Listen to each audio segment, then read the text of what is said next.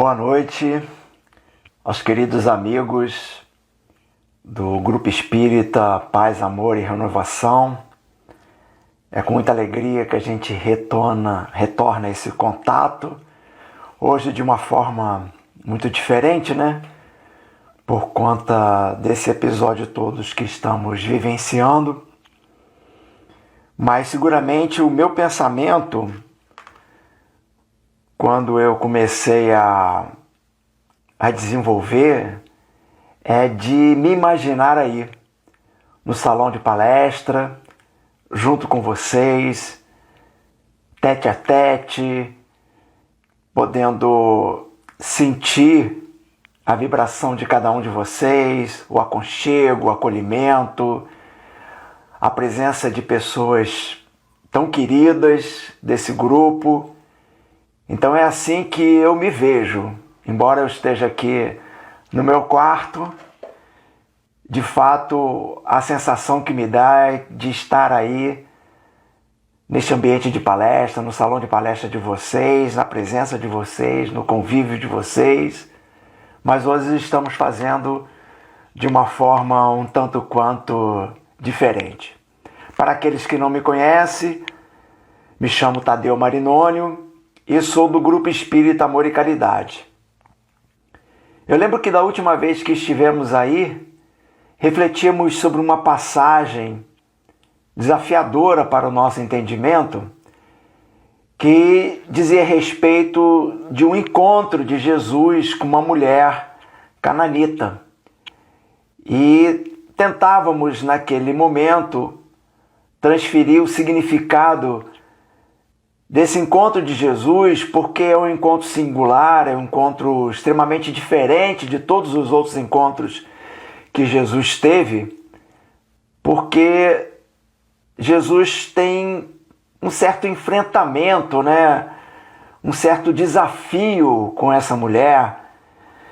Me parece que ele provoca um pouco ela para chegar a conclusão do ensino.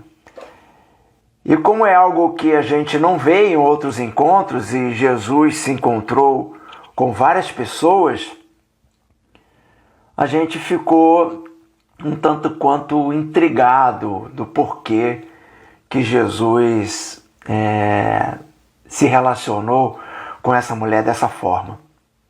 E hoje vai ser mais um episódio um tanto quanto desafiador, sobretudo para mim, mas que eu compartilho com vocês, evidentemente, porque é assim que eu costumo tratar as palestras, os estudos que a gente desenvolve.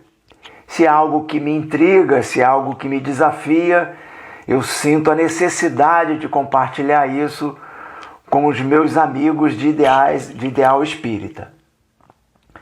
Então, estou gravando, embora a palestra se dará amanhã, né? Será veiculada amanhã, eu estou gravando no domingo de Páscoa.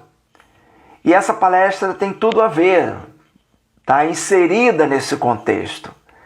Então, me parece que há um desafio ainda maior, porque estamos falando seguramente do episódio mais simbólico do Evangelho, que foi a Páscoa, né, e todo o martírio e crucificação de Jesus. Então, o fato dessa passagem estar inserida nesse momento, ela guarda significados ainda mais desafiadores para o nosso entendimento. Essa passagem, eu vou me utilizar do Evangelho de Marcos, e essa passagem está registrada no capítulo 11 do seu Evangelho. Mas, de fato, ela é como aquilo que eu costumo dizer, né? É importante a gente contextualizar tudo aquilo que se encontra no Evangelho. Ou seja, o que vem antes um pouco dessa passagem e o que vai depois da passagem que estaremos analisando. Então, muito embora essa passagem esteja no capítulo 11, que se inicia com o Domingo de Ramos, ela vem se desenrolando desde o capítulo 10, quando Jesus então estava nas cercanias da Galileia e resolve então, nos dizeres de Marcos, levantar-se dali, e Jesus então vai para o território da Judéia, do outro lado do Jordão, e novamente reúnem-se turbas junto dele e os ensinava novamente como estava acostumado. Então Jesus estava na Galileia e empreende a sua última jornada, a sua última viagem para Jerusalém. E depois dessa última viagem, ele sofre todo o episódio do Calvário. Então é o seu último momento de convívio direto, digamos assim, e de ensino direto para o povo judeu. Então, como é que nos apresenta essa narrativa o evangelista Marcos? Ele vai então narrar no início do capítulo 11 a entrada triunfal de Jesus em Jerusalém. Ele então pede que 2 dos seus discípulos, ele faz essa entrada, vamos dizer assim, pelo Monte das Oliveiras, e envia 2 dos seus discípulos a uma aldeia próxima, pedindo então que eles buscassem um jumentinho que estava ali amarrado, e se alguém perguntasse alguma coisa, que dissesse que o Senhor estaria precisando desse jumento. E é sobre esse jumento, então, que Jesus entra em Jerusalém montado nesse jumento. E aí narra-nos o evangelista, que Jesus então lança sobre o jumento a sua veste, senta sobre ele, e muitos, nessa passagem de Jesus, estendiam suas vestes pelo caminho, e outros ramos que haviam cortado dos campos, e que começaram então a gritar. Os que iam à frente e os que o seguiam gritavam: Hosana, bendito o que vem em nome do Senhor, bendito o reino que vem do nosso pai Davi, Hosana nas alturas. E entrou em Jerusalém no templo, olhando tudo ao redor. Como já era tarde, saiu para Betânia com os 12. Então vejam bem, Jesus estava iniciando e compartilhando com os seus discípulos da cerimônia mais importante daquele povo. Estamos situados no momento de profunda celebração espiritual daquele povo, a mais importante celebração espiritual daquele povo. É nesse contexto de que estamos tratando a nossa reflexão dessa noite. Porque isso por si só já é desafiador.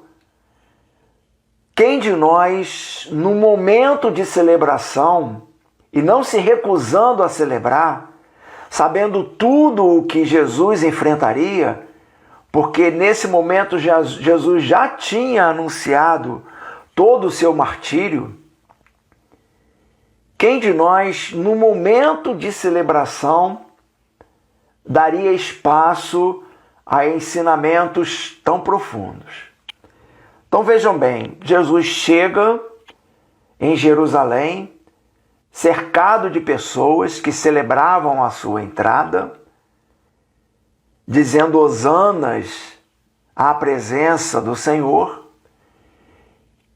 E Jesus então repara o templo e, como já estava anoitecendo, ele se desloca em direção a Betânia. Provavelmente iria se hospedar, ele e os seus discípulos, na casa de Marta, Maria e Lázaro, que eram pessoas queridas demais de Jesus, pessoas muito próximas do Senhor.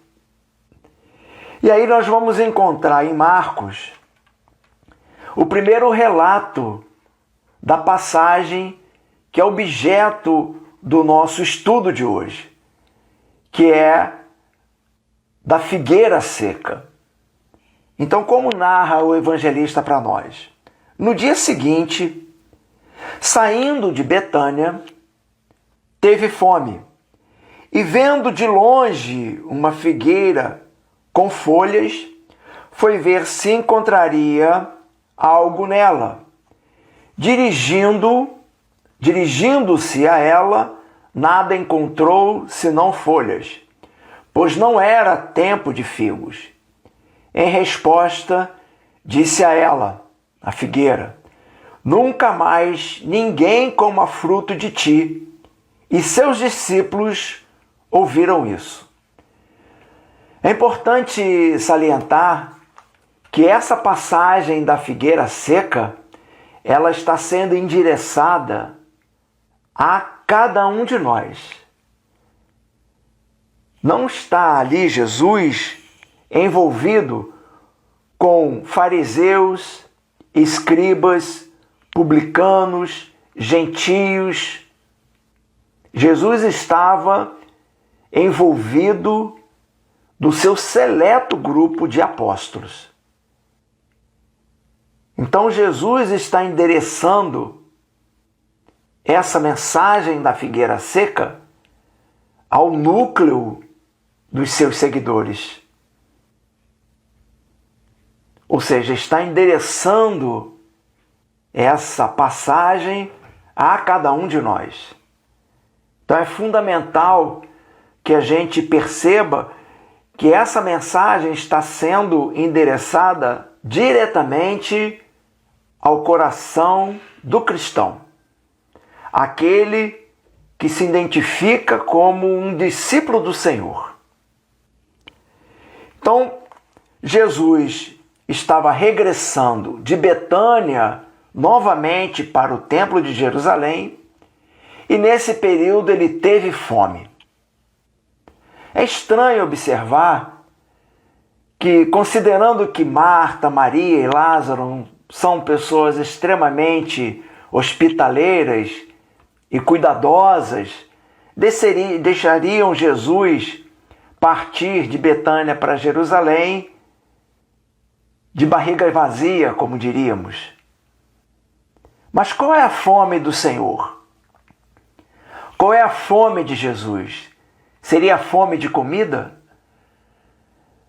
No Evangelho temos 2 episódios, um com a samaritana, quando os discípulos retornam com comida e pedem a Jesus que coma, e ele diz que a fome dele é fazer a vontade de Deus, cumprir os desejos de Deus.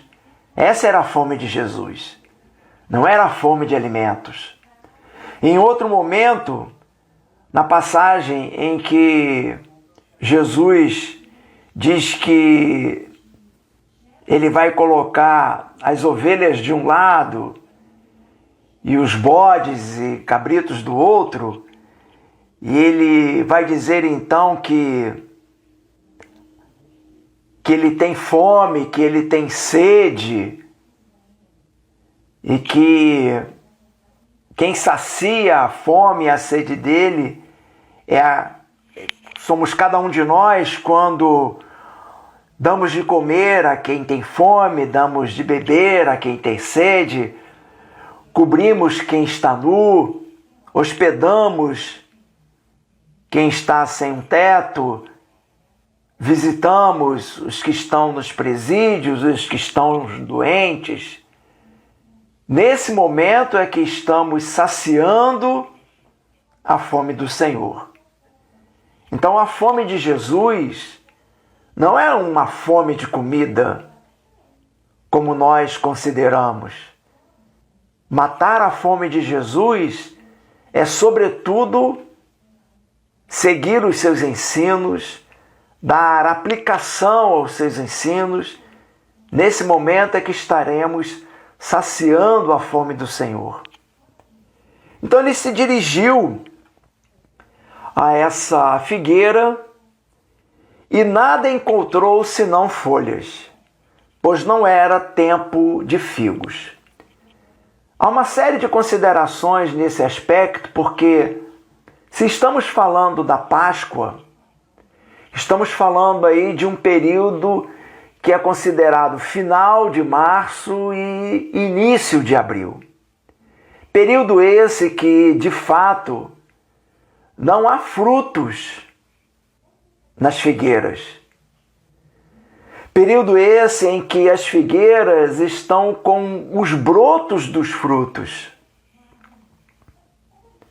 Período esse em que as figueiras estão sem folhas. Os frutos só vão estar prontos, maduros, lá para o final de maio, início de junho. Então, nesse período, de fato, não encontramos frutos em figueiras. Mas Jesus foi lá ao encontro dessa figueira, por quê? Ela estava cheia de folhas. E quando uma figueira está cheia de folhas, é sinal que existem frutos, é sinal que existem figos. Então, Jesus, de longe, no relato do evangelista, repara uma figueira cheia de folhas, sabendo que encontraria frutos, foi ao encontro dela e nada encontrou.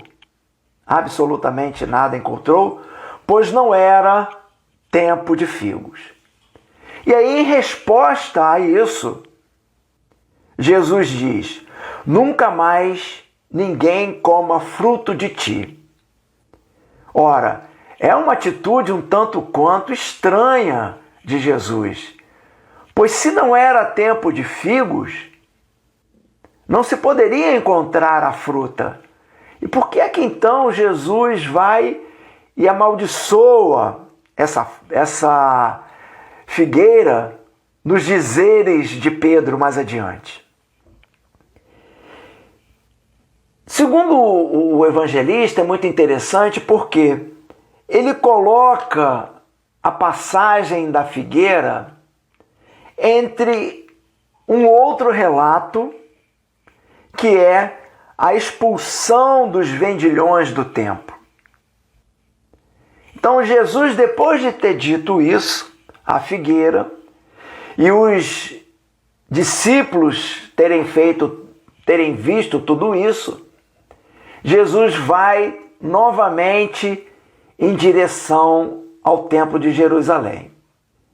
E lá existe então aquela famosa passagem de que ele começa então a expulsar as pessoas que vendiam coisas, né? E também a derrubar as barracas, as tendas e tudo mais, e também as mesas e cadeiras dos cambistas. Então nós estamos diante de duas passagens que sintetizam o mesmo ensinamento. Naquela época, segundo os estudiosos nos revelam, tanto os profetas como os grandes símbolos de ensinamento daquele povo, eles não só ensinavam com palavras e parábolas, mas também com ações. E esses estudiosos chamam isso de ações simbólicas. Quando um mestre ensina a partir de alguma atitude e deixa aquelas pessoas que estão assistindo retirarem dali o ensinamento, a mensagem. Então nós temos alguns profetas que ensinaram a partir exclusivamente de ações, não disseram absolutamente nada. Só a partir de ações. Então nós estamos diante de um episódio em que Jesus ensina a partir de ações. O fato dele ter dito à figueira que ninguém coma fruto de ti nunca mais, e logo em seguida ele expulsar os vendilhões do templo e os cambistas, numa atitude mais contundente, chamando a atenção dos ensinamentos que diziam que a minha casa será chamada casa de oração para todas as nações. E ele diverte: mas vós fizeste dela um covil de assaltantes. Então Jesus reage de uma forma contundente, como ele agia em vários momentos, principalmente quando ele estava se relacionando com fariseus, escribas e sacerdotes, chamando-os inclusive de hipócritas em muitas ocasiões. Então, é muito interessante observar isso. Nós mais adiante vamos fazer algum tipo de consideração do porquê que essas duas mensagens teriam uma comunhão sob o ponto de vista de ensino espiritual. Bom, mais adiante voltamos ao episódio da figueira seca. Porque depois que Jesus tem esse retorno no templo, nos diz Marcos que ao entardecer saíram da cidade, possivelmente retornaram para Betânia. E ao raiar do dia, passando por aquele mesmo local onde Jesus foi buscar frutos na figueira e não encontrou, viram que a figueira havia secado desde a raiz. E Pedro, lembrando do fato, lhe diz: Rabi, eis que a figueira que amaldiçoaste está seca. Então, no retorno, quando eles estavam novamente indo em direção ao templo, viram que a figueira estava secada desde a raiz. É muito importante observar que a árvore sempre foi um símbolo do povo e do indivíduo judeu. Então nós vamos encontrar nas Escrituras o povo judeu sempre sendo relacionado, porque era a cultura da época, estruturar tudo através de símbolos, era uma forma deles perceberem um ensino espiritual. Então nós vamos ver em muitos textos do Antigo Testamento o povo judeu, tanto na coletividade quanto no indivíduo, está relacionado a árvores como a figueira, a videira, a oliveira. E esse é mais um episódio em que não estamos tratando simplesmente de uma árvore, estamos tratando de um símbolo daquela nação. Então, quando Jesus está tendo essa atitude para com a figueira, o ensinamento é para o povo judeu. Então, é muito importante percebermos isso. E naquela época, a raiz tinha maior importância, digamos aqui, assim, do que a própria árvore. Porque estamos tratando de um ambiente extremamente árido, com pouquíssimo nutriente para as plantas. Então as plantas, para sobreviverem naquele território, tinham que ter raízes profundas, longas, não só para alcançar a água, como também para absorver os nutrientes.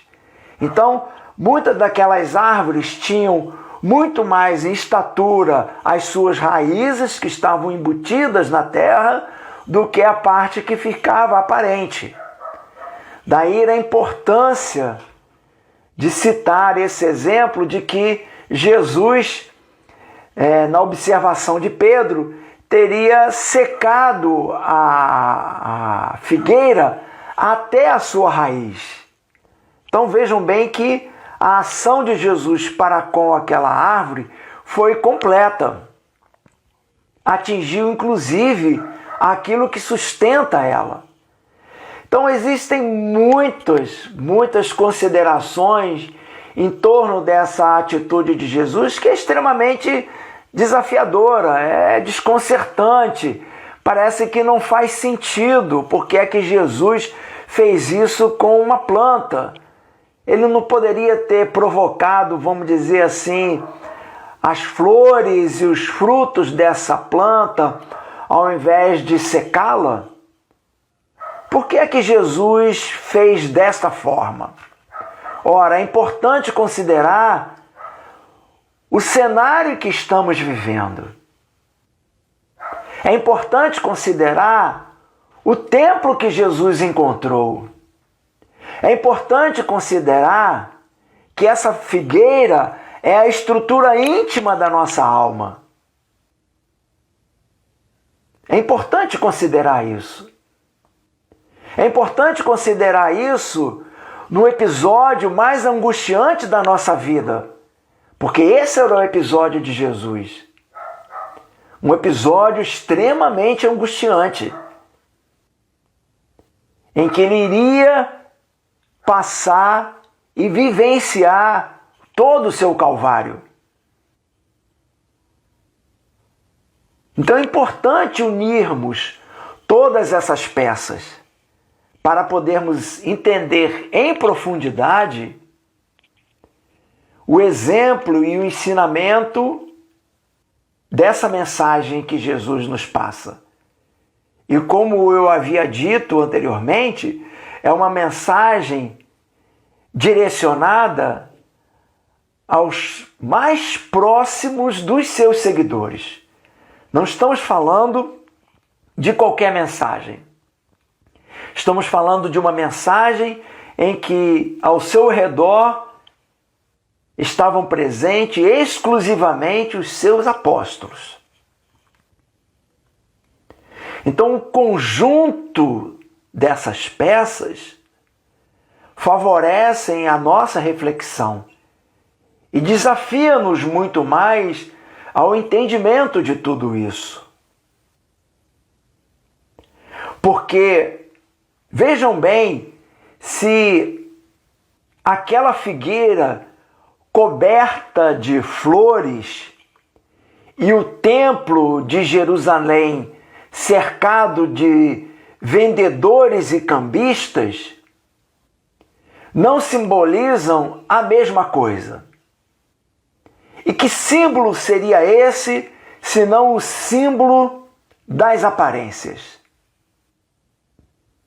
Quando Jesus vai em direção ao templo de Jerusalém e vira aquelas mesas, na verdade ele estava desfolhando aquele templo e mostrando para aquelas pessoas todas que aquele templo assemelhava-se a uma figueira sem fruto algum. O templo de Jerusalém, no seu episódio, na sua celebração mais importante, encontrava-se sem fruto algum. Cheio de folhas, só nas aparências. Mas o fruto, aquele que mata a fome da alma, não existia. E esse é o mesmo ensinamento que nos passa a figueira. A planta repleta de uma aparência cheia de folha, e aí a questão de ter fruto ou não, de estar na época de ter fruto ou não, fica um tanto quanto relativizada, porque o que estamos tratando em essência é o fato da figueira aparentar ter fruto e não ter fruto. Esse é o cerne da questão. E quando a gente traz isso para o nosso mundo íntimo, nós temos que perguntar se a figueira que está fincada no cerne da nossa alma, quando Jesus nos busca com fome, como ele relatou na passagem que inicialmente citamos, se ele vai encontrar a figueira das aparências ou se de fato em nós vai existir algum fruto.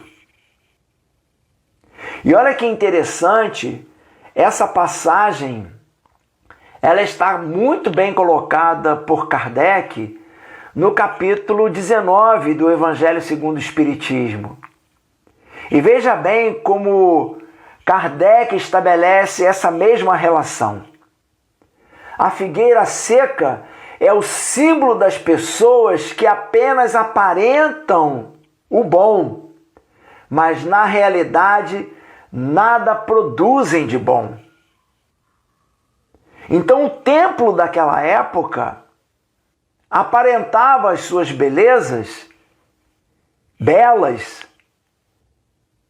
mas no fundo, não produzia nada de bom. A figueira, a mesma coisa, aparentava nas suas folhagens ter o fruto, mas quando Jesus se aproxima, e é interessante essa relação de próximo e distante, porque muito de nós assemelha-se a isso. Distante, aparentamos alguma coisa, mas próximo de nós somos criaturas muitas das vezes diferentes. Na tribuna espírita aparentamos uma coisa, mas no ambiente de trabalho, dentro de casa, no carro, na rua, próximo das pessoas, somos outro. Somos outros. E olha o alerta de Kardec, que é um alerta para mim e para todos os outros oradores também. Dos oradores que possuem mais brilho do que solidez, dotados do verniz das palavras, de maneira que estas agradam aos ouvidos, mas quando as analisamos, nada revelam de substancial para o coração. E quando as acabamos de ouvir, perguntamos que proveito tivemos. Vejam bem se não é isso. A palavra solta exclusivamente ser simplesmente as folhagens da figueira. E se a gente comer folha de figueira, a gente se envenena. A gente passa mal. Então ninguém se alimenta das aparências. É fundamental existir uma coerência entre o que se fala, o que se sente, o que se pensa e o que se faz. Quando desconectamos tudo isso, simbolizamos aparências. E quando Jesus nos busca, encontra somente folhas. Fruto que é bom. Então, quando Jesus diz que ele teve fome, teve sede, teve frio, e que estaríamos corrigindo tudo isso na relação com o outro, essa é a forma de realmente produzirmos os frutos. Mas o mais interessante de tudo isso, o mais desconcertante dessa passagem, é um quebra-cabeça, algo que parece que está desconectado de toda essa narrativa que fizemos até então. Porque Pedro então diz para Jesus: Rabi, eis que a figueira que amaldiçoaste está seca. E Jesus poderia dizer para ele tudo isso que acabamos de refletir, dizendo que a figueira era o símbolo do povo, né? Não ouviste dizer da boca do profeta, né, que a figueira simboliza a nossa nação, a nossa individualidade. Ele não poderia ter dito tudo isso. Ele não poderia ter dito que a figueira somos cada um de nós, e quando a necessidade do outro se aproxima de cada um de nós, é fundamental que tenhamos não aparência de folhas, mas sim frutos. Não foram reflexões dessa natureza que fizemos? Mas olha o que Jesus vai dizer para Pedro. Jesus diz assim, em resposta, Jesus lhe diz: tende fé em Deus. Amém vos digo que quem disser a este monte, sejas tirado e lançado ao mar, e não duvidar no seu coração, mas crer que o que está dizendo acontece, assim será para ele. Pois isso vos digo que tudo quando orardes e pedirdes, credes que o recebereis, e assim será para vós.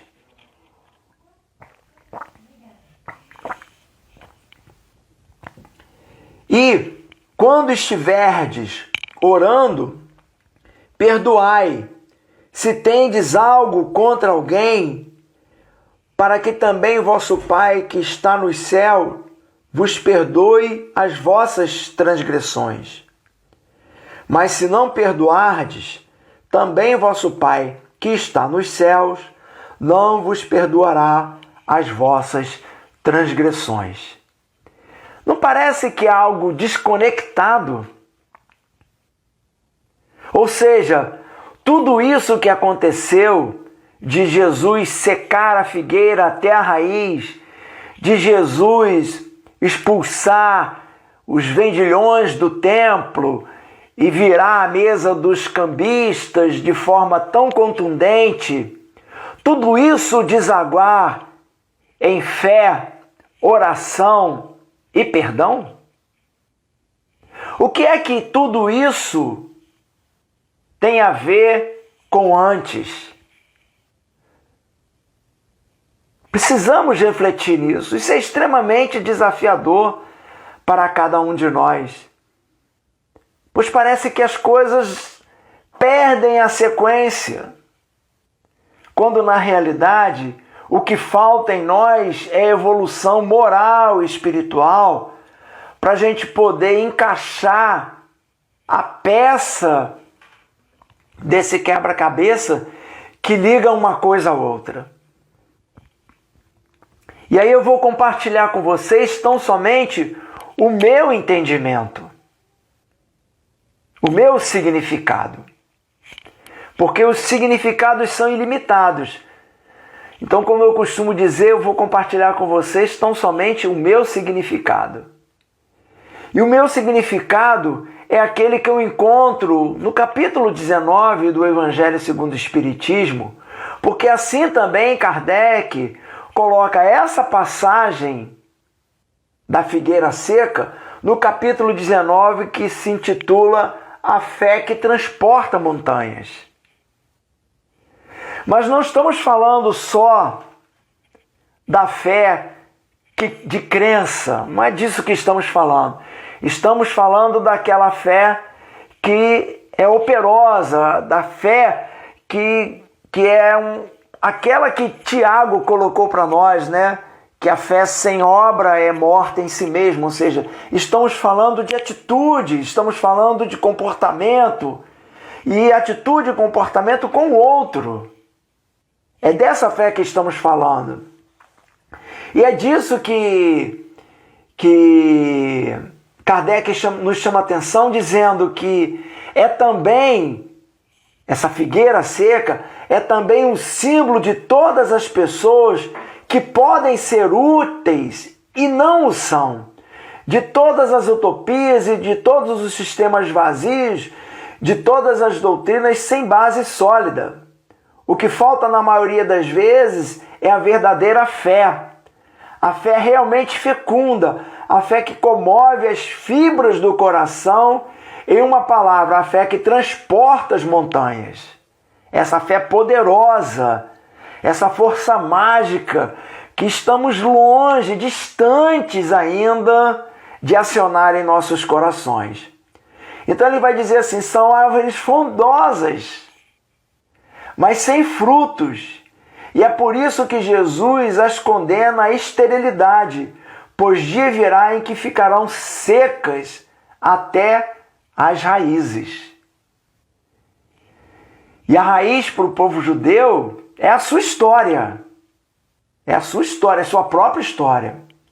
Isso quer dizer que todos os sistemas, todas as doutrinas que não produziram nenhum bem para a humanidade serão reduzidas a nada. E que todos os homens voluntariamente inúteis, que não se utilizaram dos recursos de que estavam adotados, serão tratados como a figueira seca. Então não estamos falando de morte, porque a gente sabe que morte não existe. Kardec vai tratar isso muito bem na lei de destruição. Não existe destruição, existe renovação. Então a figueira não morre, o princípio vital dela continua. A gente sabe disso, como espírita sabemos disso. Mas o sentido espiritual é que é o importante para cada um de nós. Então nunca é demais ressaltar, né, que essa mensagem é para todos os homens voluntariamente inúteis, que não se utilizam dos recursos de que estavam dotados. E nós, espíritas, temos um agravante nesse sentido. Então, a questão de estar seco não é estar morto, é estar inútil, não termos utilidade alguma, que simbolicamente é a mesma coisa. Alguém que não tem utilidade alguma para o seu semelhante é morto em si mesmo. Essa é a mensagem que Jesus está querendo nos transmitir. Depois ele vai falar sobre os médios e tudo mais, dando um recado muito importante para aqueles. Mas o interessante de tudo isso, essa conexão toda de utilidade e não utilidade, está nas instruções dos Espíritos, quando Kardec vai colocar que a fé é a mãe da esperança e da caridade. Olha a conexão bacana que a gente encontra dessa mensagem com o exemplo de fé que Jesus nos coloca. E não é qualquer fé, é uma fé extremamente consistente, extremamente poderosa. Kardec vai dizer, a fé, para ser proveitosa, deve ser ativa. Não pode adormecer. Mãe de todas as virtudes que conduzem a Deus. Deve velar atentamente pelo desenvolvimento de suas próprias filhas. A esperança e a caridade são uma consequência da fé. Então é fundamental nós nos colocando simbolicamente como a figueira. É fundamental que para que tenhamos fruto, antes de tudo, a fé precisa estar viva, como seiva em nossos corações. Do contrário, estaremos trafegando nas aparências. E quando alguém busca de fato o fruto do consolo, o fruto do amparo, o fruto da caridade, o fruto da esperança e de todas as virtudes daqueles que nos buscam, sem a fé, seremos incapazes de produzi-los. Então é fundamental refletirmos nesse ensinamento, porque não estamos tratando de crença. estamos tratando de fé, ou seja, a partir da crença, o que estamos fazendo com ela. A partir dos ensinamentos, o que estamos fazendo com ele. Lembrando aquele episódio, inclusive, de Eurípides Barzanufo, que eu vou ser sintético para não me alongar muito, quando Eurípides vai em desdobramento ao encontro de Jesus e encontra Jesus chorando. E Eurípides então pergunta a ele: Senhor, choras pelos incrédulos do mundo? Jesus se volta para Eurípides e diz: não pelos incrédulos do mundo, mas por aqueles que creem e não praticam o Evangelho. Então é dessa fé que estamos falando. A fé ativa, a fé operosa, a fé que está inserida nas nossas atitudes e nos nossos comportamentos. E aí, Jesus avança nessa questão, colocando a oração como a grande conexão que necessitamos para manter acesa a chama da fé. Acesa essa chama. É fundamental que a fé que venhamos a estabelecer no cerne da nossa alma tenha o alimento da oração. Mas essa oração, ela precisa ter coerência. Essa oração, ela precisa ser autêntica. Essa oração não pode ser como a da figueira cheia de folhas e sem frutos. Não pode ser a oração das aparências. Por isso que Jesus considera como principal atitude de coerência a todos nós o perdão, porque é o exemplo maior de amor. O maior exemplo, a maior atitude de amor, no meu modo de entender, é o perdão. Então, Jesus nos chama a atenção de que quando a gente estabelecer essa oração, que ela tenha profunda autenticidade. E se a gente, no momento da oração, perceber que existe algum desafeto, algum problema, que possamos encher o nosso coração de profundo perdão, para que a oração de fato seja o combustível que vai alimentar a fé e, por consequência, ela vai despertar e vai aplicar e vai desenvolver todas as virtudes que são, de fato, os frutos da videira da nossa alma. Frutos maduros. Nesse momento em que todos nós estamos diante de uma situação ímpar para o mundo inteiro, é fundamental que cada um de nós perceba, de fato, como estamos interiormente. Como está o templo da nossa alma? Repleto de interesses pessoais, como Jesus encontrou? Como está a figueira que estamos cuidando, a figueira do cristianismo que estamos cuidando em nós, desde a raiz? Como se encontra essa figueira? Repleta de folhas e aparências? Ou já podemos identificar em nós frutos salutares para distribuir àqueles que têm fome, sede, aqueles que estão na miséria, aqueles que estão na doença, enfim, aqueles que de fato esperam de um cristão não aparências, mas esperam de um cristão atitudes condizentes com o ensino do Senhor. Então, essa é a reflexão da nossa noite de hoje.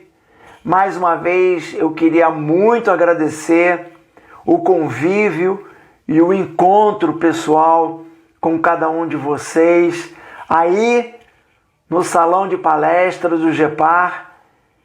Eu quero agradecer muito a envolvência dos amigos espirituais, dos dirigentes espirituais do GEPAR, que nos autorizou a estarmos com vocês dessa forma nesse domingo de Páscoa. Que o Senhor, nesse momento tão simbólico deste dia, possa nos abençoar, nos proteger e nos amparar.